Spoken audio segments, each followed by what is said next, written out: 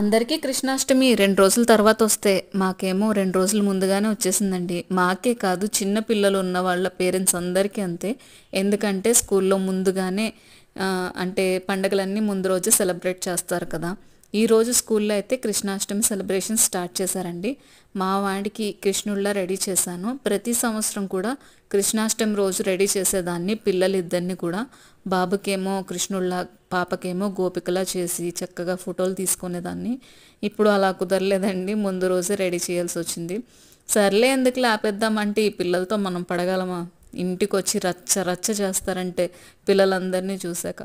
మా యశునైతే రెడీ చేయలేదండి. యశుకి ఎగ్జామ్స్ ఉన్నాయి. ఈరోజు లాస్ట్ ఎగ్జామ్ అనమాట. అందుకని రెడీ చేయలేదు. తనైతే పాపం చాలా బాధపడింది. మా మోక్షిత వాళ్ళ స్కూల్లో కూడా ఈరోజు సెలబ్రేషన్స్. తనని గోపికలా రెడీ చేశానండి. ఈరోజు మా ఇంట్లో మా చిన్ని కృష్ణుడు గోపిక ఎలా ఉన్నారో కామెంట్ చేయండి. బాయ్.